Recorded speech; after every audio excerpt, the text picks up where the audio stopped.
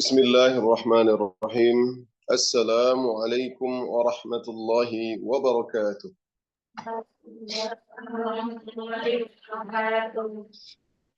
Alhamdulillah wassalatu wassalamu ala Rasulillah Sayyidina Muhammad wa ala alihi wa sahbihi ajma'in. Allahumma allimna ma yanfa'una wa zidna ilma. Allahumma anfa'na bima 'allamtana. Allahumma shrah lana sudurana wa yassir lana umurana. Wahlul 'uqdatam min lisanina yafqahu qawlana. Allahumma taqabbal minna salihal a'mal. Para ustazah, para santri yang dirahmati Allah Subhanahu wa taala, kembali kita lanjutkan silsilah tafsir kita. Maka kita sudah di penghujung dua surat terakhir dari kajian tafsir Juz Amma yang sudah kita ikuti mungkin hampir lebih ya, hampir 1 tahun mungkin. Atau tidak sampai setahun ya, mungkin hampir setahun ya. Subhanallah, Alhamdulillah, walaupun sedikit-sedikit kita sampaikan, tapi kita sudah selesai. Maka teman-teman yang mungkin sempat mengikuti dari awal, ya teman-teman yang senior mungkin, maka boleh untuk membuat catatan ya, artinya ketika dia sudah belajar ya, maka dia akan ingat karena materi tadabbur ataupun tafsir ini sangat penting sekali teman-teman, terutama bagi teman-teman yang menghafal Al-Quran. Ketika kita ngerti itu Al-Quran, ketika tahu, kita tadabbur, kita paham maknanya, maka kita akan semakin khusyuk, ya, semakin konsisten kita membaca Al-Quran, fokus.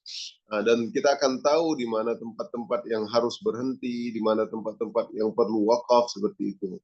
Ya, makanya hari ini orang-orang mengira bahwasanya membaca Al-Quran itulah amalan. Betul, itu amalan, tetapi yang lebih utama dari itu adalah memahami isi Al-Quran itulah amalan.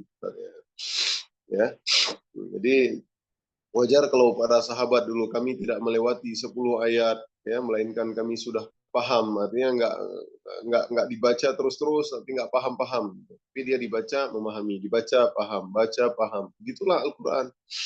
Afala yatadabbaruna Al-Quran. Tidakkah mereka mentadabburi Al-Quran? Am ala qulubin aqfaluha. Ataukah hati-hati mereka yang terkunci? Artinya kalau kita tidak tadabbur Al-Quran, maka hati kita dianggap seperti orang-orang yang ya begitu-gitu aja baca Al-Quran, ya udah baca, tapi tidak masuk atau kita tidak paham. Maka materi tafsir ini sangat mulia karena kita mengkaji firman Allah, ayat-ayat Allah, ya, yaitu wahyu yang disampaikan kepada Nabi Sallallahu Alaihi Wasallam. Baik teman-teman yang dirahmati Allah Subhanahu Wa Taala, hari ini kita akan baca dan kita akan tafsirkan surah Al-Falaq. Ya, kita baca sama-sama surah Al-Falaq ya. Dan surah An-Nas. Mungkin kita tidak selesai sampai An-Nas hari ini ya. Mudah-mudahan selesai Al-Falaq. Kita baca dua surah ini yang disebut dengan ataupun digelari dengan Al-Mu'awwadzatain, yaitu dua perlindungan. Dua perlindungan. Ayo kita baca sama-sama. A'udzu billahi minasy syaithanir rajim. Bismillahirrahmanirrahim. Qul a'udzu birabbil falaq min syarri ma khalaq wa min syarri ghasiqin idza waqab wa min syarri naffatsati fil 'uqad wa min syarri hasidin idza hasad. Kita baca surah An-Nas. Bismillahirrahmanirrahim. Qul a'udzu birabbin nas, malikin nas, ilahin nas, min syarril waswasil khannas, alladzi yuwaswisu fi sudurin nas minal jinnati wan nas. Alhamdulillah. Tafsir surah Al-Falaq. Ya. Surah Al-Falaq ya, merupakan surah ke-113. Ya, karena surah An-Nas 114. Kandungan Al-Quran terdiri dari 114 surah. Surah Al-Falaq surat ke-113. Surah ini terdiri dari 5 ayat. Ya, 113 terdiri 5 ayat. Al-Falaq artinya adalah waktu subuh. Nah, ini ciri khasnya ya. 113, surah 113 terdiri dari 5 ayat dan Al-Falaq artinya adalah waktu subuh. Surah Al-Falaq juga termasuk surah Madaniyah. Nah, Ustaz udah ulang-ulangi selalu ya. Surah Al-Madaniyah itu adalah surah yang diturunkan Allah Subhanahu wa taala kepada Nabi Shallallahu alaihi wasallam ketika Nabi sudah hijrah ke Madinah. Ya, karena Ustaz sudah ceritakan bahwasanya ada beberapa surah yang setelah Nabi hijrah turun di Mekah.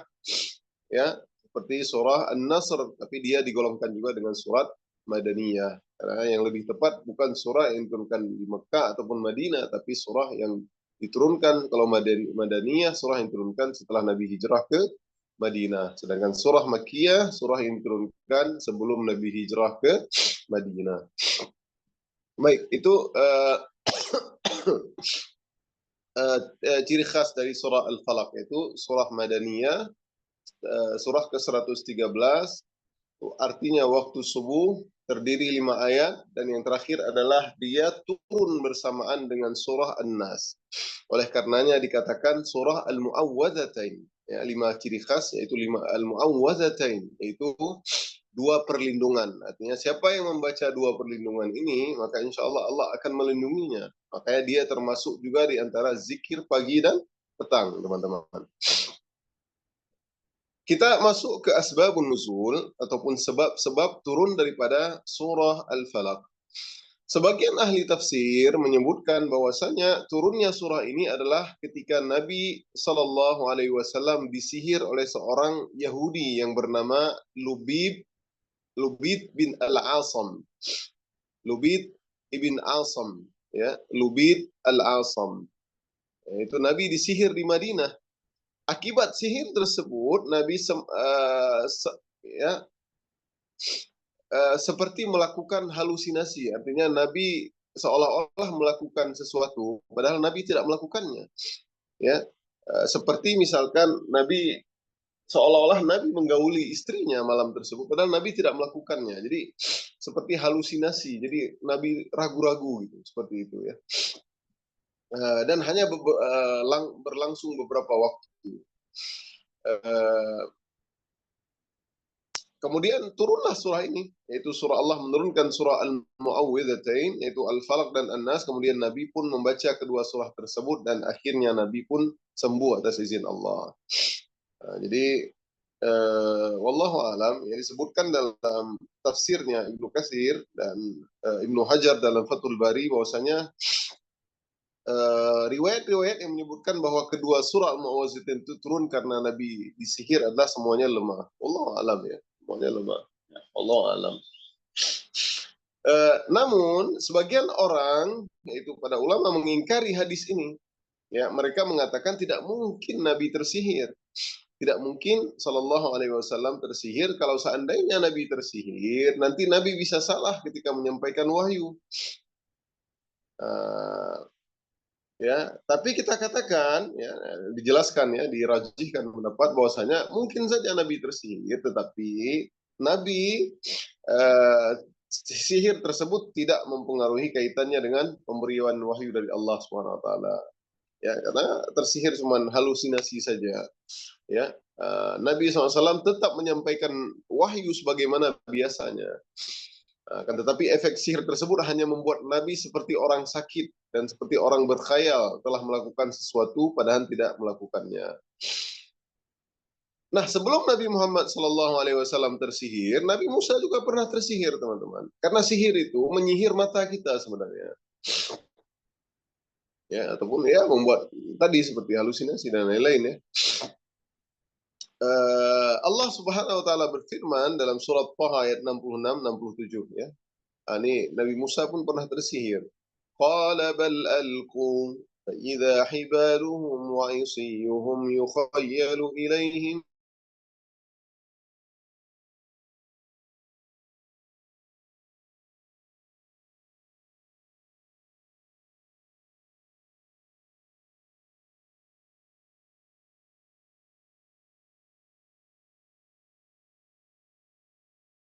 min sihrihim an Firaun ingin membuktikan the miracle of Musa, ya, mukjizat Nabi Musa.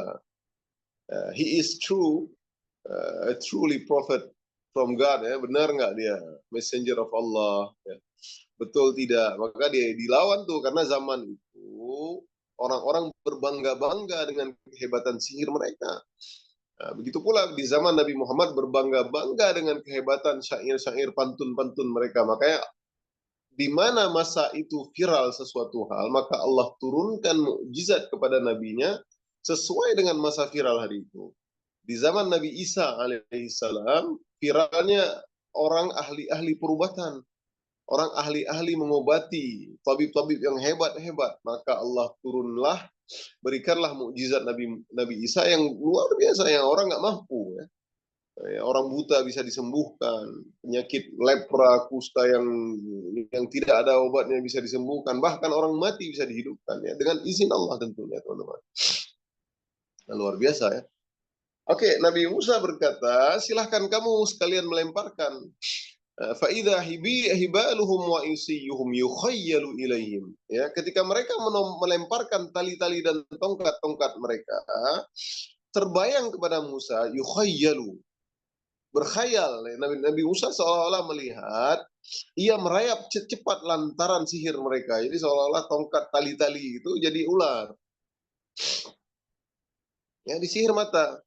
Fa'aujasa fi nafsihi khifatan Musa. Maka Musa merasa takut dalam hatinya. Jadi sekelas Nabi Musa alaihi salam saja takut. Apalagi kita, ya wajar ya kalau sihir ya diserupakan kita. Misalkan kita sesekali terkadang berdiri bulu kuduk kita ketika kita sendirian, misalkan di rumah ataupun di tempat-tempat yang agak sepi, misalkan, ya, ya bisa jadi, ya, karena setan ini kita rasakan hadirin, ya, kita rasakan teman-teman. Berbeda dengan malaikat yang gaibnya itu luar biasa, kita tidak merasakan. Padahal ladaihi raqibun atid, kita punya malaikat hafadhah yang menjaga. Ada malaikat juga, tapi Allah ciptakan dari cahaya sehingga gaibnya itu terkadang kita tidak rasakan, padahal sesekali kita rasakan, misalkan kayak tadi, ya, misalkan dibangunkan sholat, bangun, ya, ya seperti itu, Allah alam, ya. Uh, oleh karenanya Nabi Musa pun takut melihat ular-ular yang bergerak, padahal tidak ada ular di sana, melainkan hanya tongkat-tongkat dan tali-tali saja. Hal itu karena Nabi Musa terkena sihir para penyihir Firaun, ya. Nah, artinya seorang nabi mungkin saja itu terkena sihir, akan tetapi ada hikmah yang Allah hendaki di balik hal tersebut. Meskipun demikian, sihir itu tidak akan mempengaruhi periwayatan ayat-ayat Allah. Penolakan sebagian orang terhadap hadis ini diakibatkan lemahnya argumentasi dan logika mereka. Jadi kita katakan mungkin saja para anbiya, para nabi-nabi alaihi wassalatu wassalam terkena sihir, tetapi sihir mereka ya terkena sebentar, namun dengan hidayah dan izin Allah maka mereka tidak apa namanya normal, ya, mereka takut, tapi kemudian mereka berhasil mematahkan sihir-sihir tersebut dengan izin Allah, karena mereka anbiya, tidak seperti kita, ya. Mungkin bisa jadi kita ada orang nggak suka sama kita, ada orang saingan bisnis misalkan, di sihirnya kita, ada orang nggak suka sama keluarga kita, ada orang ditolak, pelet lah istilahnya hari ini, ya. Makanya teman-teman, siapapun dari kita haruslah kita punya amalan jiwa, artinya kita punya pelindung, ya. Kalau orang pakai jimat-jimat biar dia tidak ini, padahal itu kesyirikan teman-teman, ya. Cuman kita pelindung kita, ya itu tuh diantaranya zikir pagi dan petang, kita baca al-mu'awwadatain, baca ayat kursi, ya, baca bismillahilladzi la yadurru ma'asmihi syai'un fil ardi wala fis sama, maka tidak akan terkena sihir. Ya, kalau ada kurma di rumah, siapa yang makan 3 kurma, 3 butir ajwa, maka dia tidak terkena sihir dan racun. Maka kalau tidak kita baca dengan, makanya jangan pernah ditinggalkan teman-teman. Nah, zikir pagi dan petang itu termasuk rutinitas kita, ya. Nah, teman-teman lupa misalkan pagi, zikir pagi dan petang, zikir setelah zuhur baru ingat, nggak masalah. Ya, karena mungkin teman-teman sibuk dan lain-lain ya. Misalkan teman-teman insya Allah nggak sibuk lah karena santri kan. Ya siapapun ya. Lupa zikir asar misalkan lagi kurang sehat, zikir malam. Ya tidak masalah. Boleh Ustaz, boleh. Tidak mengapa. Baik, kita masuk kepada qul a'udzu birabbil falaq. Katakanlah aku berlindung kepada Tuhan yang menguasai subuh, yaitu waktu fajar ya. Ada beberapa pendapat tentang makna al-falaq. Ya, ada beberapa pendapat tentang makna al-falaq. Pendapat yang pertama dan yang paling kuat adalah seperti yang dijelaskan oleh Al-Hafidz Ibnu Katsir dalam tafsirnya, yaitu subuh. Allah berfirman, "Faliqul isbah." Surah Al-An'am ayat 96. Faliqul isbah, Allah yang membuka subuh. Faliqul isbah. Jadi falak itu artinya adalah subuh ataupun waktu subuh. Nah, makna ayat menjadi, katakanlah aku berlindung kepada Tuhan yang menguasai subuh. Waktu subuh ini agung. Akan ada surah yang lain ini, wal fajr. Ya, menandakan bahwasanya bagaimana waktu subuh, ya, waktu fajar itu waktu-waktu yang sangat agung, teman-teman. Ya, makanya santri-santri kenapa ziyadahnya di waktu subuh, ya, ngafal Quran di waktu subuh karena emang hening, ya.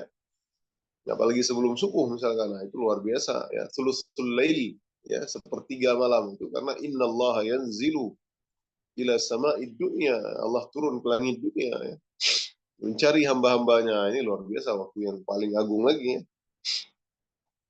Uh, ada pendapat lain mengatakan bahwasanya al-falak itu artinya adalah makhluk. Al-falak artinya makhluk. Itu satu pendapat. Ada pendapat yang mengatakan adalah nama salah satu neraka. Makhluk salah satu neraka. Bukan makhluk. Tadi pendapat yang lain ada al-falak makhluk. Kemudian ada pendapat mengatakan salah satu nama neraka. Kemudian ada pendapat lain mengatakan nama penjara dalam neraka. Ada pendapat lain mengatakan lembah yang ada dalam neraka jahanam. Ada pendapat lain mengatakan sumur yang ada di neraka jahanam. Ada pendapat lain mengatakan rumah yang ada di neraka jahanam. Jadi ya pendapat ya, pendapat para ulama ya. Ya, al-falaq. Ya, mereka bukan hanya merekayasa ya, tapi itu ada dalilnya. Jadi ada pendapatnya. Nah, namun pendapat terkuat adalah yaitu waktu subuh ataupun subuh ya. Nah, pendapat-pendapat tadi ya kita tahu saja itu nama salah satu nama neraka, salah satu nama sumur di neraka jahanam, salah satu nama penjara di neraka jahanam, salah satu nama rumah di neraka jahanam, salah satu nama apa namanya lembah di neraka jahanam. Wallahu a'lam. Bisa jadi sama, bisa jadi mungkin itu waktu subuh juga bisa jadi namanya juga neraka jahanam. Ayat kedua, min syarri ma khalaq. Dari kejahatan makhluknya yang dia ciptakan. Min syarri ma khalaq. Min syarri dari kejahatan ma khalaq. Itu makhluk yang dia ciptakan. Ma khalaq. Yang Allah ciptakan. Kata ma pada ayat ini yaitu ma mal al-mausulah. Sehingga maknanya adalah berlindung dari keburukan segala sesuatu. Ya, ma al-mausulah itu berlindung dari keburukan terhadap sesuatu. Nah, Allah menyuruh kita berlindung dari segala keburukan. Bahkan ada benda atau orang-orang terdekat kita yang mempunyai keburukan. Bahkan istri dan anak-anak terkadang mendatangkan keburukan. Kok bisa, Ustaz? Ya, kok bisa, Ustaz? Istri dan anak-anak. Ya, artinya keburukan. Nanti kita berlindung dari siapapun, ya. Dari apalagi orang lain, ya. Keluarga kita sendiri, kita berlindung dari keburukan anak-anak kita, keburukan istri kita, keburukan suami kita. Ya, Bapak ya ayyuhalladzina amanu inna min azwajikum ya wa auladikum aduwwan lakum fahdharuhum. Orang yang beriman punya istri-istrimu, anak-anakmu musuh bagimu. Aduwwan lakum fahdharuhum, hati-hatilah kepada mereka. Ini kalau orang memahami secara bahasa, kita disuruh jauhin, jauhin, hati-hati sama, harus waspada terus sama istri sama anak-anak kita atau waspada sama keluarga kita. Padahal bukan begitu maksudnya. Artinya jangan sampai mereka terjumus ke dalam neraka jahanam. Artinya kita pun tidak, misalkan ada keburukan dari mereka yang mungkin melalaikan kita atau apa, kita tegur ataupun kita sama-sama dalam rangka ketaatan. Ku anfusakum wa ahlikum nara, itu dia. Ya. Jagalah dirimu dan keluargamu dari api neraka. Makanya wajar dalam surah yang lain, misalkan surat Thaha, ya wa'mur ahlaka bis salati wastabir 'alaiha, disuruh kita untuk suruh anak-anak kita untuk salat dan kita sabar. Wastabir 'alaiha, bukan wasbir tapi wastabir. Apa beda wasbir dengan wastabir? Karena wastabir ini sabar yang sangat-sangat harus kita sabar. Karena orang yang kita suruh ini orang yang terdekat kita, anak-anak kita, istri kita, suami kita, ya. Sabar, belum dia terus terus bangunin, sabar, sabar. Toh nanti insya Allah kalau dia sudah terbiasa, maka sudah menjadi rutinitas, sudah menjadi tabiat, sudah menjadi habit, maka insya Allah kita udah tenang. Ayat ketiga, wa min syarri ghasiqin idza waqab. Dan dari kejahatan malam apabila telah gelap gulita. Ya, jadi qul a'udzu birabbil falaq. Aku berlindung dari waktu subuh yang menguasai Tuhan yang menguasai subuh. Ya, banyak kejahatan di malam hari tadi. Min syarri ma khalaq, dari kejahatan makhluknya. Min syarri ma khalaq. Kejahatan segala sesuatu dari siapapun. Dari makhluk Allah. Mau jin, manusia, orang lain, orang terdekat kita, orang pelet kita, orang santet kita, orang nggak suka sama kita, orang hasad sama kita. Baca nih Al-Mu'awwadatain. Wa min syarri ghasiqin idza waqab, dan dari kejahatan malam apabila telah gelap gulita. Jadi bermainlah di sini sihir-sihir ya. Kejahatan malam apabila telah gelap gulita. Karena sihir-sihir itu malam teman-teman. Santet-santet dan pergi ke dukun dan lain-lain itu malam mainnya. Nah, pada malam hari ruh-ruh jahat dan hewan-hewan yang mengganggu mulai bertebaran, betul ya? Demikianlah kenyataan yang sering kita saksikan. Banyak orang yang melakukan kejahatannya pun di malam hari ya. Mencuri nggak mungkin pagi hari, jarang. Malam hari teman-teman kan. Nah, kita pun nggak takut pagi hari ya. Kalau malam ketakutan kita kan. Karena orang banyak istirahat. Nah, pada waktu inilah karena banyak manusia lalai karena istirahat sehingga dimanfaatkan oleh para penjahat. Pada malam hari pula banyak orang sibuk bermaksiat kepada Allah. Orang maksiat banyak. Dia mau bermaksiat, mau melakukan apa, mau kelabing, apalagi minum-minuman, mau macam-macam ya. Itu malam hari. Ya, kongko-kongko malam hari. Sebagian orang menjadi tabiat dan dia tidak melepaskan itu. Tidak bisa melepaskan dari kebiasaan seperti itu. Barulah ketika dia taubat, sadar dia ternyata jadi addicted itu teman-teman. Ya, sebagian orang yang nauzubillah ya, mudah-mudahan mereka dapat hidayah. Terbiasa mungkin di klub ya, minum-minuman, itu kebiasaan habit itu. Candu itu teman-teman. Apalagi dia punya duit yang mungkin bisa menghabiskan ya. Ya, pernah saya dengar itu ada orang yang sekali ke situ aja ya bisa sampai puluhan juta ya. Karena minuman-minuman keras itu mahal. Artinya orang-orang berduit teman-teman. Ya. Tapi dia biasa aja ngabisin duit itu untuk minuman-minuman itu. Ya. Karena dia merasa happy, dia senang, dia merasa kebahagiaan dengan begitu teman-teman. Ya, kebahagiaan itu dengan minum-minuman, dengan geleng-geleng, dengan teler-teler, dengan nggak tahu lagi yang mana yang haram dan halal ya. Dan banyak di Jakarta hari ini. Ya. Klub-klub itu dibuka ya, klub malam ya. Ini dipenuhi oleh wanita-wanita, subhanallah. Emang kalau udah kamar, udah ada wanita semua ada. Akhirnya itulah kebahagiaan menurut mereka, padahal itulah penghancur. Oleh karena itulah kita diperintahkan ya untuk berlindung dari keburukan malam ya apabila telah gelap gulita. Ayat keempat, wa min syarrin naffatsati fil 'uqad. Dan dari kejahatan, nafa'ani khusus penyebutannya, perempuan-perempuan penyihir yang meniup pada buhul-buhul talinya. Kejahatan perempuan-perempuan penyihir yang meniup pada buhul-buhul talinya. Ini ada khusus juga. Ternyata emang pelaku santet ataupun dukun-dukun wanita telah ada di zaman dahulu. Wanita-wanita nih, subhanallah. Semoga mereka bertakwa ya. Hari ini banyak ya, apa-apalah. Nyi apalah, nyai apalah, ngeri-ngeri ya. Dobat di situ. Ya, kita pikir ustazah, padahal dia dukun. Maka hati-hati teman-teman. Dalam sebuah hadis, man ata kahinan Ya, siapa yang mendatangi seorang dukun, ya, ataupun sahir, penyihir, ya, ataupun ya orang seperti itu, maka Allah tidak terima ibadahnya, menjadi harus taubat. Wa min syarrin naffatsati fil 'uqad, dan dari kejahatan perempuan-perempuan penyihir yang meniup pada buhul-buhul, itu tali-talinya, ya. Nah, pada ayat ini Allah menjelaskan cara wanita-wanita penyihir dalam melakukan sihirnya. Mereka membuat buhul-buhul atau tali-tali, ada buhulnya, ya, apalah itu,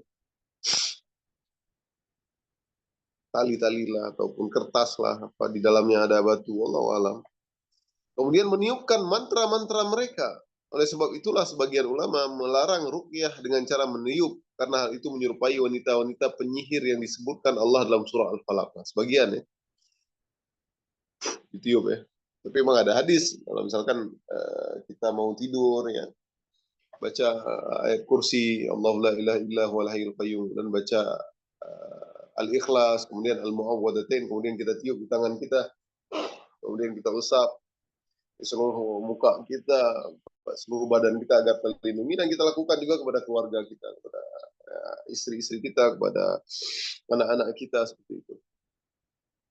Itu beda ya, artinya perlindungan ya. Tapi kalau yang meruqyah sebagian ya, sebagian, karena menyerupai wanita-wanita dalam surah Al-Falaq. Namun pendapat ini dibantah oleh Imam Al-Qurtubi dalam tafsirnya. Beliau menjelaskan bahwa Nabi pernah meniup ketika meruqyah seseorang. Oleh karena itu, ketika seorang meruqyah dengan baca Al-Quran, ia diperbolehkan meniup setelah membaca surah-surah Al-Quran. Sebenarnya ada orang sakit nih, orang yang nggak jelas ya, masukan ya, kerasukan setan istilahnya atau apa, maka dibacalah Al-Fatihah, kemudian dan ayat-ayat yang lain kemudian ditiupkan di kepalanya ya, atau di matanya. Nah, Allah mengkhususkan penyebutan wanita dalam ayat ini ya, karena dahulu di kalangan bangsa Arab, wanita paling sering melakukan sihir. Ya, sekarang pun ada banyak penyihir ya, dukun-dukun wanita ini, terutama mak-mak yang tua ya, jarang anak muda ya. Hal ini disebabkan para wanita yang selalu melakukan rutinitas seperti menyiapkan makanan ataupun membersihkan rumah merasa kurang pekerjaan setelah melakukan rutinitas tersebut. Ya, akibatnya banyak dari mereka terjebak dengan kegiatan sihir dan sejenisnya. Ya, ini dalam tafsir apa namanya, dan kitab At-Tahrir wa Tanwir. Ya. Nah, ada juga yang menyatakan bahwa sihir wanita lebih hebat daripada sihir laki-laki karena keburukan jiwa wanita tersebut. Ya, nafasat maksudnya adalah nufus, jiwa-jiwa yang jahat, sehingga dapat mencakup lelaki dan wanita. Ya. Oh, alam ya, mungkin karena para wanita ini lebih perasaan ya teman-teman ya, lebih perasaan. Jadi kalau dia benci, dia dendam, itu melebihi dendamnya daripada laki-laki kepada laki-laki, seperti itu. Laki-laki, orang laki-laki. Wallahu alam ya. Wa min syarri hasidin idza hasad. Dan ayat yang terakhir itu wa min syarri hasidin idza hasad. Dan dari kejahatan orang yang dengki apabila ia dengki. Ya, hasad, bahaya nih hasad. Oleh karenanya Syekhul Islam Ibnu Taimiyah pernah mendefinisikan dengki atau hasad sebagai berikut. Al-bughdhu wal karahatu lima yarahu min husni halil mahsud. Apa arti hasad? Yaitu hasad adalah sekedar benci atau tidak suka terhadap kebaikan yang ada pada orang lain yang dilihatnya. Jadi benci, nggak suka dia punya kebaikan, nggak suka dia naik jabatan, nggak suka dia dapat wanita itu, nggak suka dia alasan tidak suka, nggak suka dia ada kelebihan di lain, dia pintar, nggak suka dia pintar, nggak suka dia cantik, nggak suka dia kaya, benci. Ya, bahkan sebagian ulama mengatakan dia nggak cantik gitu, misalkan ada orang cantik, dia ingin dia nggak cantik, gimana cara dia biar buruk, nggak suka aku sama dia, hasad dia gitu. Ya padahal semua orang memiliki hasad itu, tapi hasad yang berlebihan itu itulah hasad yang bahaya. Semua orang ada mungkin yang lebih hebat dari kita, siapa. Tapi kita tidak ingin keburukan untuknya gitu. Tidak ingin kelebihan yang ada pada dia itu hilang. Nah, itu dah hasad. Hasad ini dia inginkan hilang. Seseorang tidak harus menginginkan orang lain agar jatuh miskin atau sakit, namun cukup ada rasa benci dan tidak suka terhadap kenikmatan yang dimiliki orang lain pun sudah dapat dikatakan hasad. Nah, ini penyakit ya. Walaupun tidak jatuh miskin atau sakit ataupun lain, ya cukuplah karena dengan hasad ini kadang bisa sakit orang, teman-teman ya. Kayak dalam Islam ada namanya penyakit ain. Ain ya, dari mata itu. Ya, pernah ada kisah dulu ya, di zaman Nabi SAW ya. Ada seorang sahabat yang sangat putih, licin ya. Badannya licin. Mereka mandi, biasalah cowok-cowok mandi kan. Ya, mungkin kelihatan badannya. Ada yang lihat itu sahabat. Sahabat yang lain bilang, demi Allah katanya, eh, badanmu itu lebih cantik dari cewek yang dipingin. Artinya yang apa namanya yang cewek yang belum pernah sama sekali minta keluar rumah jadi putih bersih gitu. Akhirnya besokan harinya sakit si orang ini gara-gara perkataannya itu. Perkataannya saya sakit cowok ini. Ya, sakit cowok itu. Maka kata Nabi, apakah kamu ingin membunuh saudaramu gara-gara perkataan? Gara-gara perkataan, teman. Bahaya. Kayak ketika kita menyebutkan misalkan anak kita cantik ataupun ada orang yang cantik, masya apa cantik kali ya, kita lupa bilang masya Allah, dia bisa sakit itu. Atau gara-gara kita puji gitu, dia nanti udah berjerawat mukanya seperti itu. Atau kita bilang oh, mobil cantik ya, kita nggak lupa istighfar, lupa baca masya Allah gitu kan. Akhirnya mobilnya keserempet lah kita. Seperti itu banyak ya. Hati-hati dengan lain. Kayak ada sebuah hadis kalau seandainya ada sesuatu yang bisa mengalahkan takdir yaitu ain. Tapi ain itu bagian dari takdir. Uh, Ibnu Rajab ya dalam kitab Jami' al-Ulum wal Hikam berkata al-hasadu markuzun fi tiba'il bashar wa huwa anna al-insana yakrahu an yafuquhu ahadun min jinsihi min syai'in min al-fada'i. Apa artinya? Hasad terpatri dalam tabiat manusia. Jadi manusia semua memiliki hasad sebenarnya. Yaitu manusia memiliki sifat tidak ingin diungguli dalam suatu perkara yang sama dari perkara-perkara yang mulia. Itu ada orang alim, dia nggak suka ada orang lebih dari itu. Tapi tergantung kalau hasad yang biasa nggak apa-apa. Biasa. Artinya semua kita ada. Tapi ya tidak ingin orang lain itu berkurang. Misalnya kita alhamdulillah ya fauqa kulli ilmin alim di atas yang setiap yang di atas ada yang di atasnya lagi. Ada orang yang ganteng, ada yang lebih ganteng lagi, ada orang yang kaya, ada yang lebih kaya raya lagi. Nah, Ibnu Qayyim berpendapat bahwa ya, jika seorang mempunyai hasad dalam hatinya, ya, ia pasti akan berbuat jahat kepada orang yang didengki atau yang bencinya. Kejahatan tersebut tidak harus dengan tangan ataupun ucapan, tetapi dapat muncul lewat jiwa dan matanya kepada orang tersebut. Nah, ini dia. Jiwa dan matanya. Dia nggak mungkin lakukan. Ya kelihatan, misalkan dia sama-sama hebat, ya sama-sama hebat, sama-sama paling pintar, paling cepat ngafal Quran, misalkan. Ya nggak mungkin lah dia kelihatan banget dia saingan gitu. Tapi cukup jiwa ya dan matanya itu kepada orang tersebut. Bahaya dari mata juga bahaya teman-teman.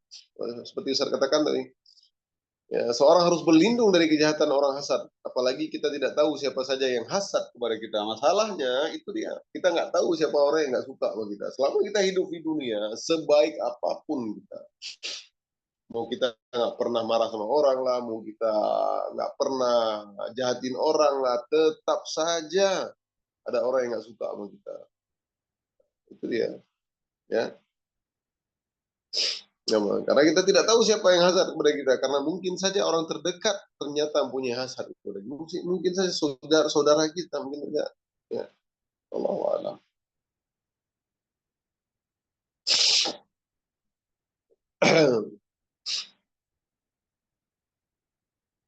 Nah, jadi dalam pengertian tadi, bahwasanya hasad bisa kita golongkan dua jenis ya. Yang pertama adalah hasad hanya sekedar benci namun tidak mengganggu orang tersebut. Nah, ini benci saja. Dan yang kedua adalah yaitu ada orang yang bahkan sampai mengganggu orang yang dibencinya.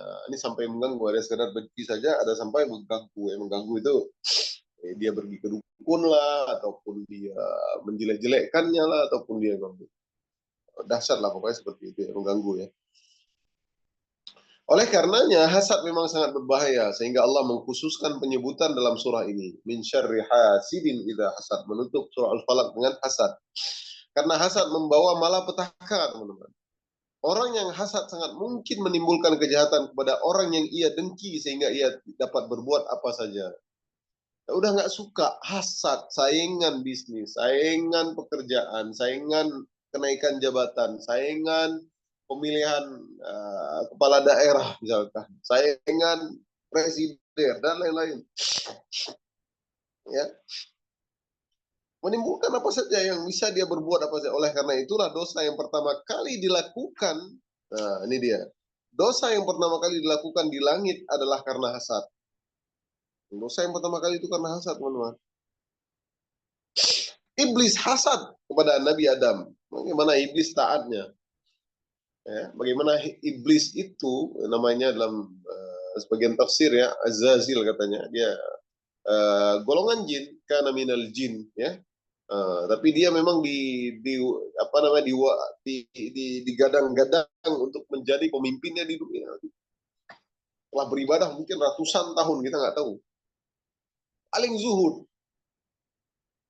Tapi ketika Allah menciptakan Adam, menggantikan Adam, dia tahu dia akan diganti, ya. Ini dia kekuasaan hadirin. Kekuasaan itu mempengaruhi hasad kita juga. Ya teman-teman ya. Nah, jadi dosa yang pertama kali dilakukan yaitu hasad. Gara-gara Nabi Adam. Ya, iblis bahkan sebagian ulama mengatakan ya, dia mengatakan ana khairum minhu khalaqtani min nari wa khalaqtahu min tin. Saya lebih baik dari si Adam ini. Engkau ciptakan aku dari api dan dia cuma dari tanah. Padahal nggak ada hubungannya. Tanah zat yang lain, api zat yang lain. Itu ngeyelnya saja, alasannya saja. Tapi yang paling utama dari itu sebenarnya hasad. Dia nggak sujud itu karena dia hasad, dia nggak suka. Kenapa kok aku diganti, apa kurang aku gitu? Nggak suka sama dia kok dia ini. Karena Allah merintahkan iblis untuk bersujud. Ini bukan sujud ya, benar sujud penghormatan, bukan sujud penghambaan. Akan tetapi iblis hasad dan tidak mau bersujud. Lalu iblis berkata itu tadi, ana khairun. Bahkan dia rela, iblis nih, lihat. Segitu hasadnya kepada Adam dan sampai ke cucu-cucunya, dia rela ya tidak bersujud, dimasukkan ke dalam neraka asalkan tidak sujud. Lihat nih, orang kalau udah sombong mau, dia tahu kebenaran. Banyak itu Abu Jahal ya, dulu itu tahu dakwah Nabi SAW itu benar, bahkan dia sering mendengar Al-Quran ditempelin tuh dekat-dekat rumah Nabi ketika tengah-tengah malam. Dan ada beberapa itu sampai dia mengatakan, Abu Jahal, saya nggak ragu dengan apa yang dia bawa sebenarnya. Cuma masalahnya adalah kalau saya beriman, kalau saya percaya dia seorang rasul, maka saya akan menjadi orang rendahan. Nah, karena suku kami dulu saling bersaing. Ya, masalahnya di sukunya Muhammad muncul seorang nabi. Jadi kalau kita kita jadi anak buah dia nanti. Hasad gara-gara kekuasaan, nama baik, martabat, inilah yang terjadi. Inilah yang terjadi, teman-teman. Ya, santri ya. Bahkan karena hasadnya iblis tersebut rela dimasukkan ke dalam neraka, justru dia menginginkan juga seluruh keturunan atau anak Adam juga masuk neraka bersamanya. Jadi saking hasadnya dia, makanya dalam Al-Quran surah Al-Hijr ayat 39-40 dan banyak ayat yang lain, di antaranya ya Allah mengatakan, Qala rabbi bima, iblis berkata, Qala rabbi bima aghwaytani la uzayyinanna lahum fil ardi wa la ughwiyannahum ajma'in illa ibadaka minhumul mukhlasin. Iblis berkata, ya Tuhanku, oleh sebab engkau telah memutuskan bahwa aku sesat, pasti aku akan menjadikan mereka memandang baik maksiat di muka bumi. Jadi iblis yang buat itu, Allah lakukan aja minuman keras, Allah lakukan aja pembunuhan, Allah bunuh aja dia, Allah berzina aja, Allah curi aja uang dia. Yang memandang baik apa yang buruk itu dihiasi oleh iblis dan bala tentaranya. Wala ughwiyannahum ajmain, dan pasti aku akan menyesatkan mereka semuanya. Alhamdulillah.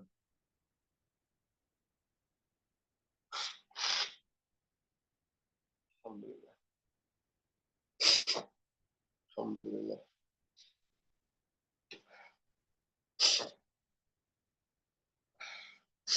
Illa ibadaka minhumul mukhlasin.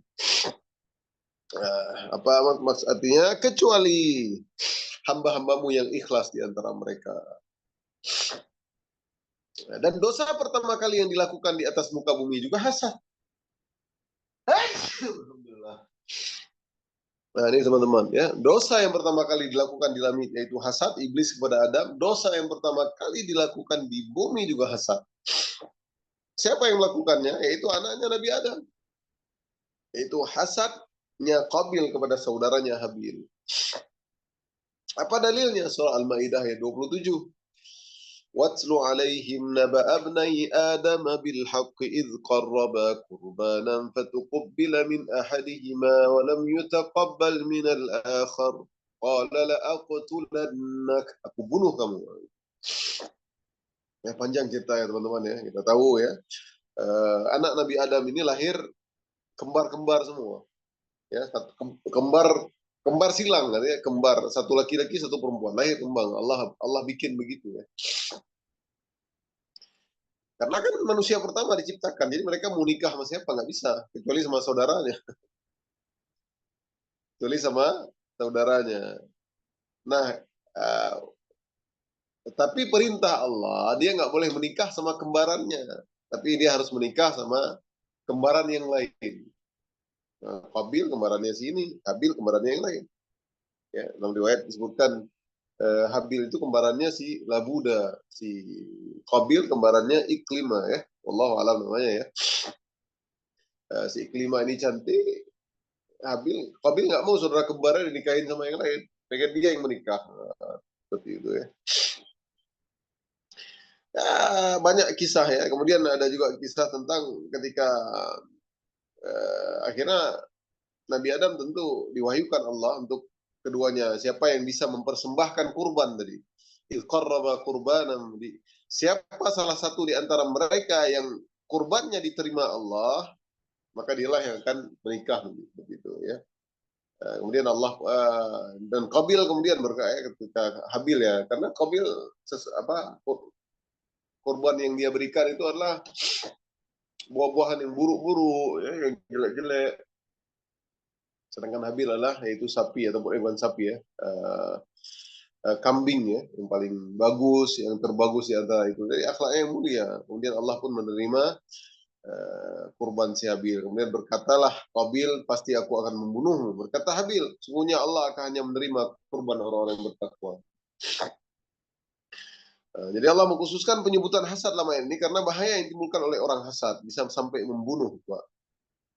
Ya, banyak orang hari ini persaingan bisnis, persaingan mafia membunuh ya. Allah menyuruh hamba-hambanya untuk berlindung dari keburukan orang-orang hasad karena tidak ada yang bisa selamat dari orang hasad. Jika seorang diberi kenikmatan oleh Allah, ada orang pasti hasad kepadanya. Nah, makanya ada sebuah istilah likulli ni'matin mahsud. Setiap nikmat itu pasti ada orang yang nggak suka. Jadi kalau kita ada kelebihan apa aja teman-teman, kelebihan kita wajah kita mulus misalkan, ataupun kita lebih cantik, atau apapun kelebihan ya, kita lebih kaya, kita lebih pintar, pasti ada mahsud, pasti ada yang tidak suka. Bahkan Ibnul Qayyim rahimahullah memandang bahwa kejahatan hasad dalam ayat ini bersifat umum sehingga hasad dapat pula ada pada manusia dan jin. Allahu a'lam bishawab ya. Cukup ini pengajian kita hari ini surah Al-Falaq, insyaallah besok kita selesai. Mudah-mudahan ya, besok kita selesai surah An-Nas ya. Kemudian setelah itu kita akan belajar ilmu tauhid dan mungkin apa namanya sirah nabawiyah ya. Selasa dan Rabu insyaallah. Mudah-mudahan Allah mudahkan kita semua dalam ketaatan. Allahumma inna ala dzikrika wa syukrika wa husna ibadatik. Allah faqihna fi dinina wa 'allimna at-ta'wil. Allahumma taqabbal minna jami'a a'malina salihah wa liwajhika khalisah. أقول قولي هذا وأستغفر الله لي ولكم سبحانك اللهم وبحمدك أشهد أن لا إله إلا أنت أستغفرك وأتوب إليك السلام عليكم ورحمة الله وبركاته. Waalaikumsalam warahmatullahi wabarakatuh. Afwan, terima kasih ya.